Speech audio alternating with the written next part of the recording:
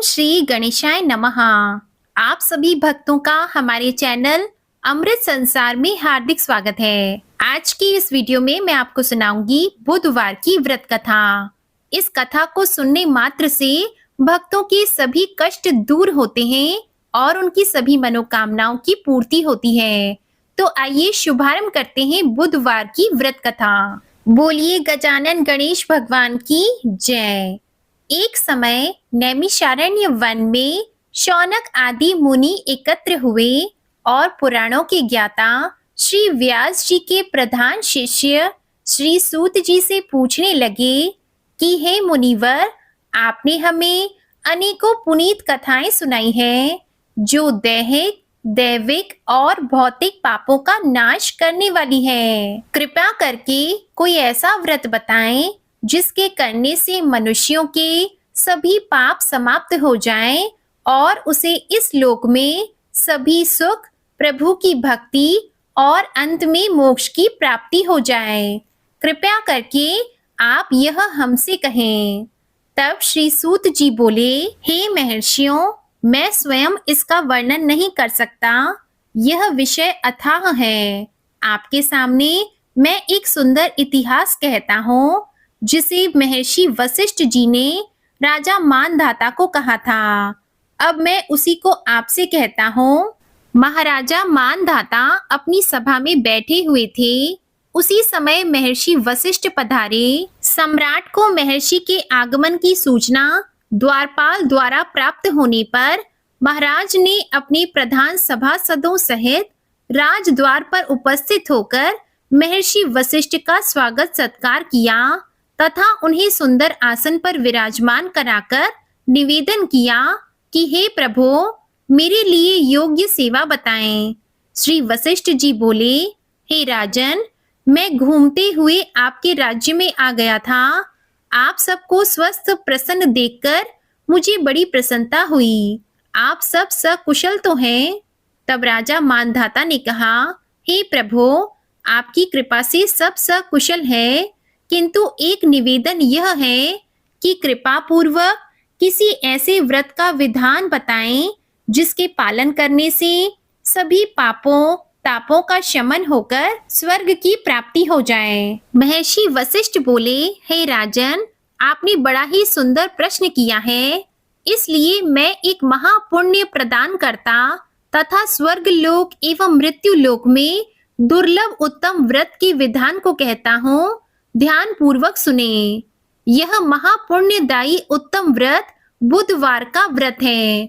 जो मनुष्य इस व्रत को श्रद्धा और भक्ति के साथ विधिवत पालन करता है, वह इस लोक में समस्त सुखों को भोगकर अंत में श्री विष्णु लोक को प्राप्त करता है। महाराजा मानधाता ने कहा, हे ऋषि श्रेष्ठ, आपने जिस बुधवार व्रत को बताया है, इसके पालन करने से क्या फल प्राप्त होता है तथा इस व्रत की विधि क्या है एवं यहाँ किस देवता का व्रत है तथा सर्वप्रथम पृथ्वी पर इस व्रत का किसने पालन किया था?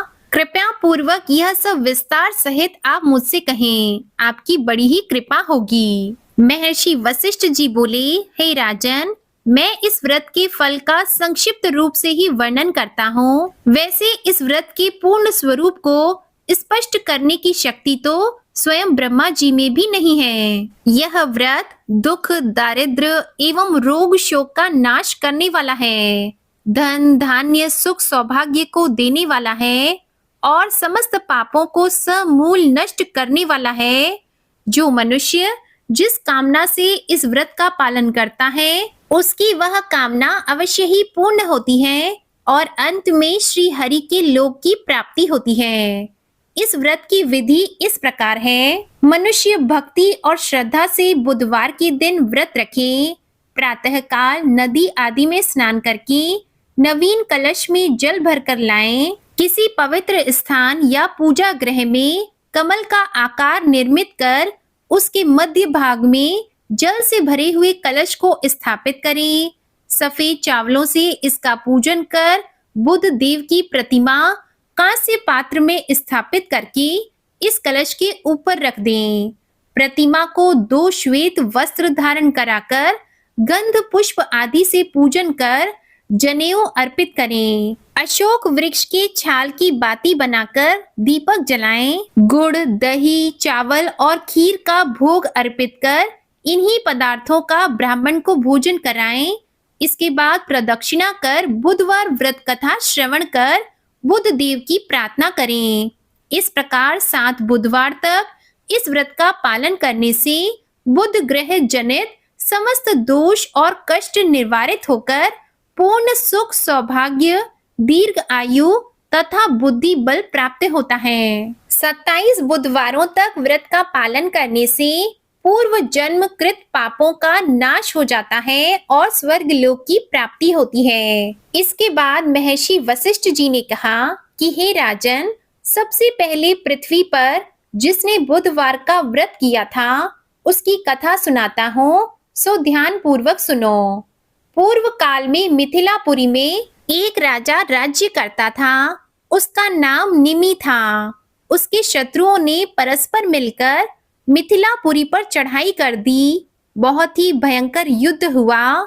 इस संग्राम में महाराज निमि मारे गए तथा उनके राज्य को शत्रुओं ने अपने अधीन कर लिया। महाराज निमि की रानी का नाम उर्मिला था। उसके एक लड़का और एक लड़की थी जो अभी छोटे छोटे थे। जब रानी ने महाराज के मारे जाने का समाचार सुना तो बहुत ही दुखी हुई। उसने विचार किया कि अगर मैं यहाँ महल में रहूंगी तो महाराज के शत्रु मुझे पकड़कर ले जाएंगे तथा मुझे राजकुमार और राजकुमारी को मार देंगे। इससे तो अच्छा है कि मैं इस राज्य और राजमहल को छोड़कर कहीं और चली जाऊं।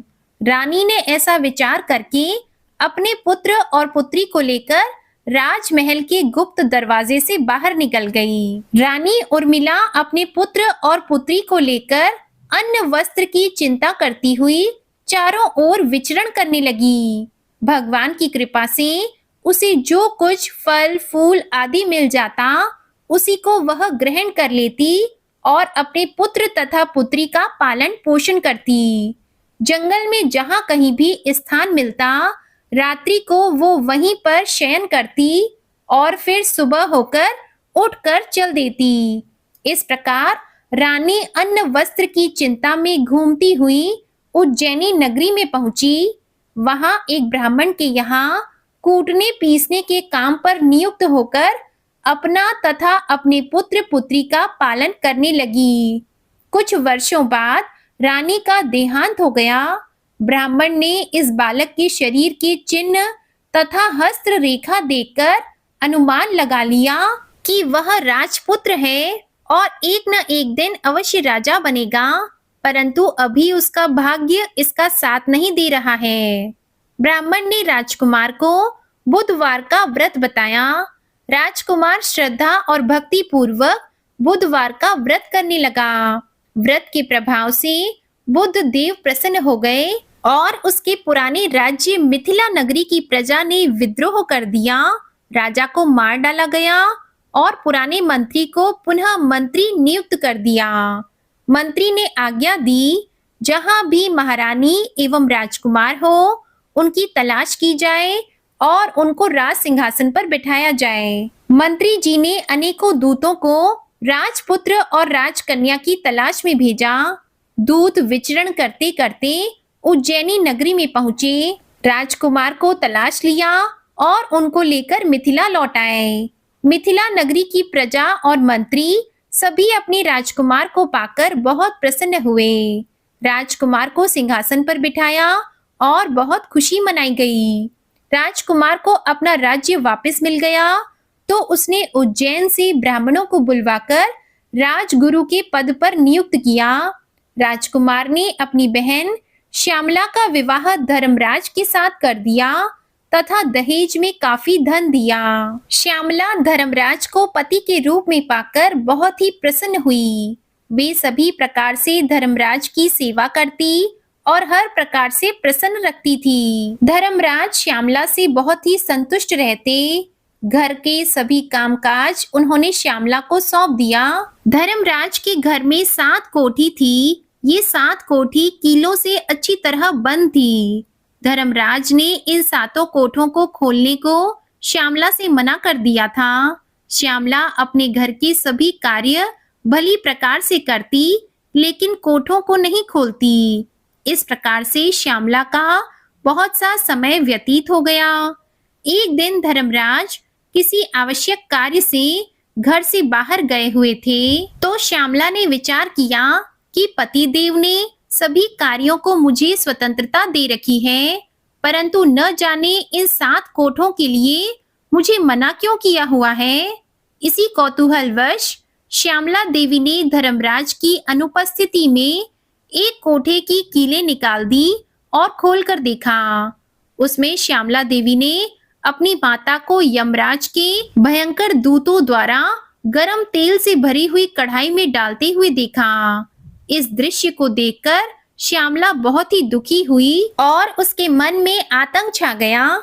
उसने फिर दूसरे कोठे को खोलकर देखा। वहां उसने अपनी माता को कोल्हू में पिलते हुए देखा। अब श्यामला और भी दुखी हुई। उसने तीसरे कोठे को खोलकर देखा तो उसने अपनी माता को बड़े बड़े हाथियों के द्वारा रौंदते हुए देखा। फिर उसने चौथे कोठे को खोलकर देखा तो उसमें भयंकर कुत्ते उसकी माँ को काट काट कर खा रहे थे। जब उसने 5वें कोठे को खोलकर देखा तो श्यामला की माँ कंठ से पकड़ी हुई निचोड़ी जा रही थी। अब श्यामला ने 6वें कोठे को खोलकर देखा। वहां उसकी माता काट के समान छिली जा रही थी। 7वें कोठे में उसकी माता के ऊपर बड़ी बड़ी शिलाएं फेंकी जा रही थी। उन सबको देखकर श्यामला को बहुत ही दुख हुआ। अपनी माता के दुखों को देखकर श्यामला अत्यंत शोकग्रस्त हो गई। जब धर्मराज लौट कर आए और उन्हें श्यामला की ऐसी दीन दशा देखी तो उन्होंने पूछा, तुमने कोठे को खोलकर तो नहीं देखा? मैंने तुमसे उन 7 कोठों को खोलने के लिए मना कर दिया था।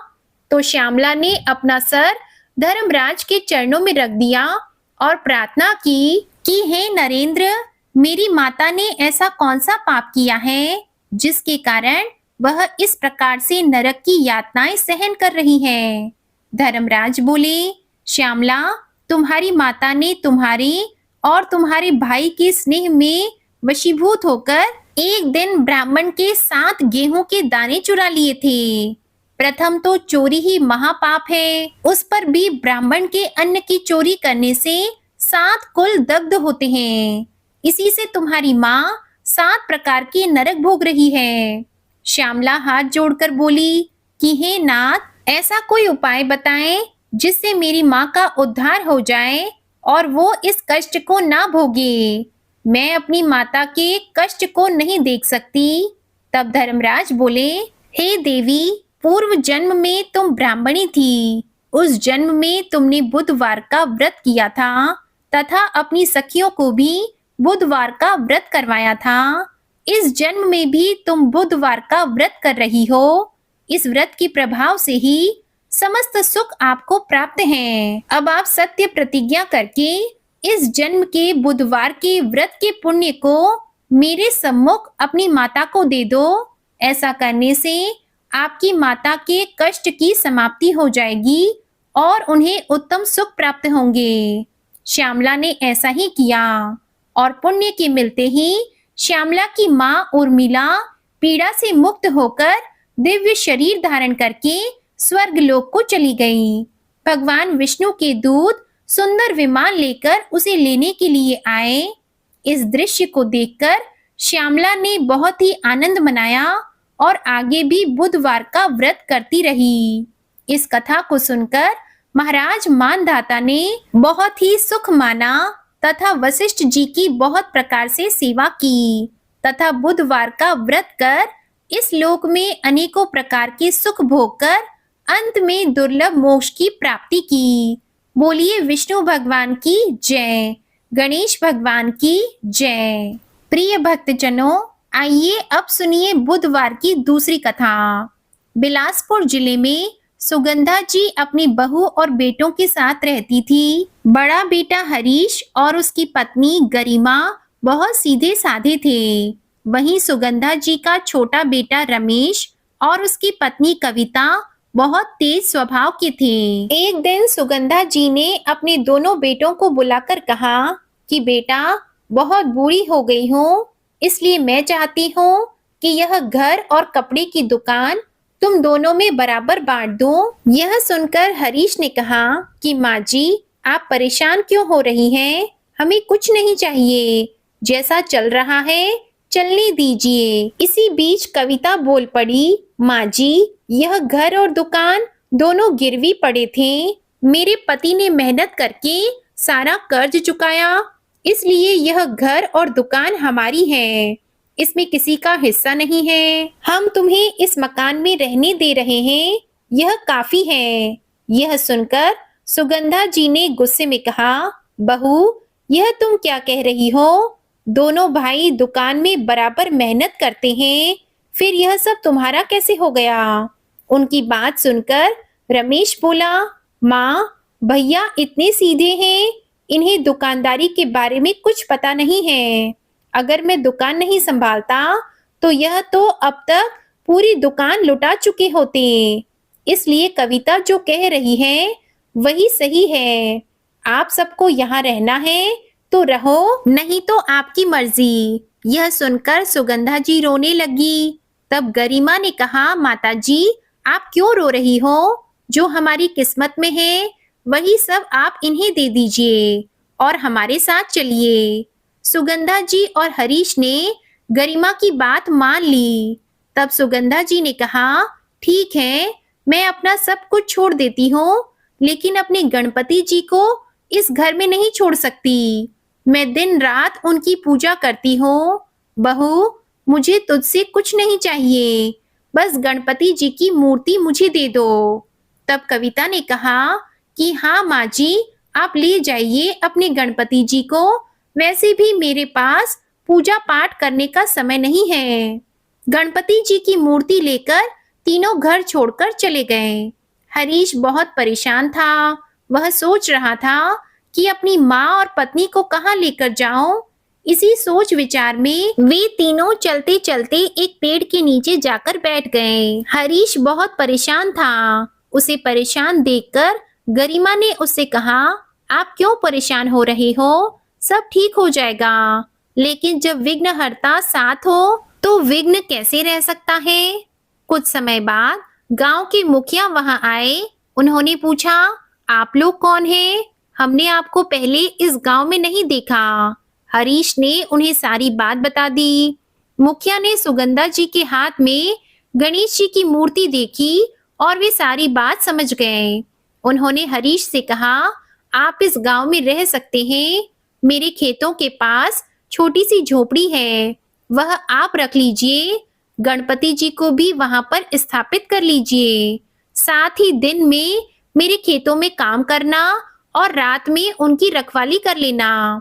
जिसके बदले मैं तुम्हें मजदूरी दे दूंगा, उससे तुम्हारा गुजार बसर हो जाएगा। यह सुनकर सुगंधा जी ने कहा कि मुझे अपने गणपति जी पर विश्वास था और उन्होंने एक ही पल में सारे विघ्न हर लिए।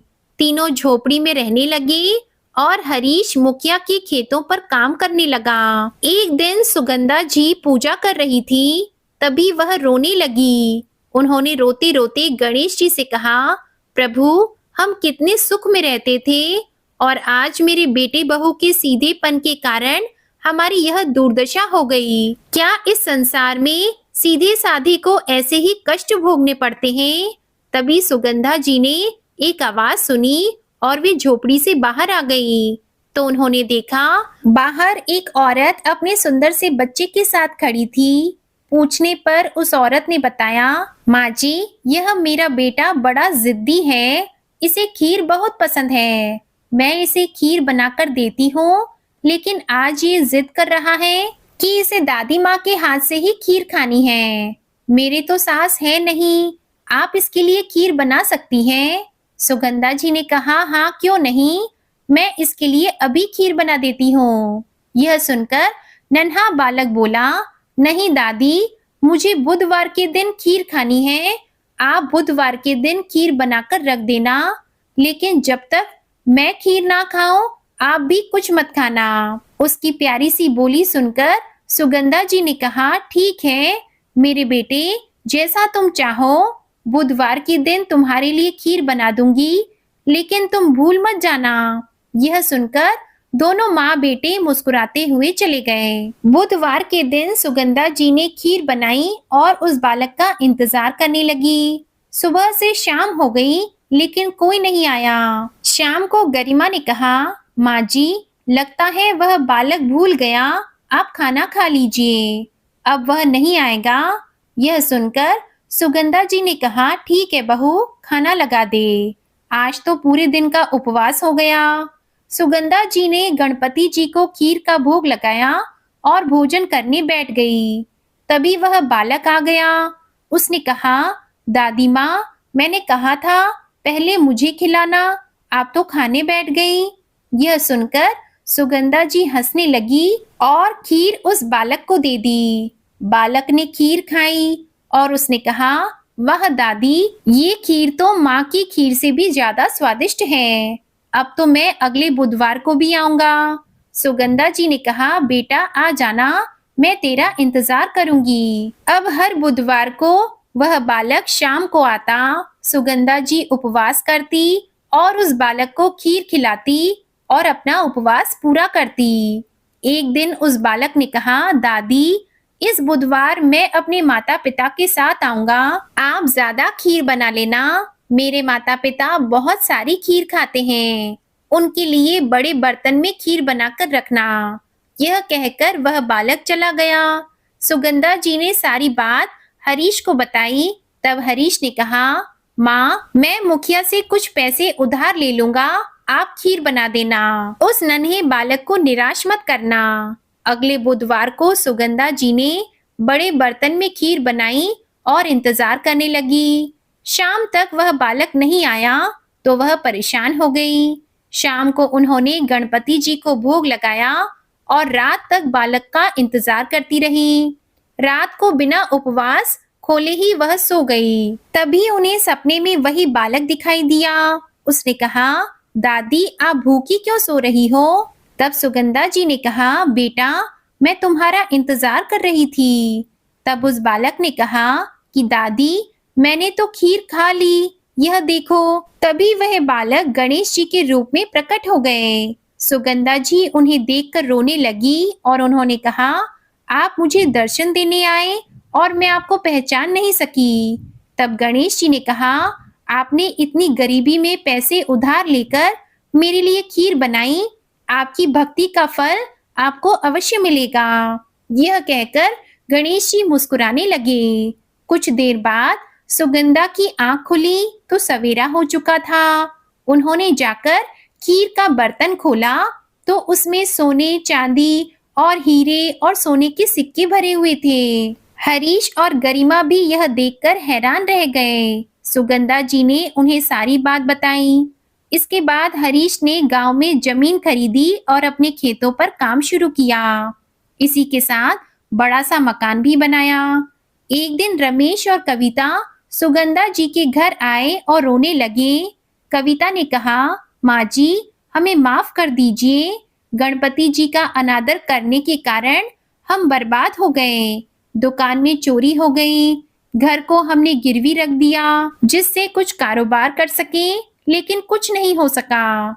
सुगंधा जी ने उन्हें मना कर दिया, लेकिन हरीश और गरिमा ने उन्हें अपने घर में रख लिया। इसके बाद हरीश ने अपना पुराना घर भी वापस ले लिया। इसी तरह सभी हंसी खुशी एक साथ रहने लगे। हे गणपति भगवान, इसी तरह अपने भक्तों के विघ्न हरते रहना। प्रिय भक्तों, ये कथाएं आपको कैसी लगी ये कमेंट बॉक्स में जरूर बताइएगा और चैनल भी सब्सक्राइब कीजिएगा। प्रेम से बोलिए गौरी पुत्र गणेश भगवान जी की जय।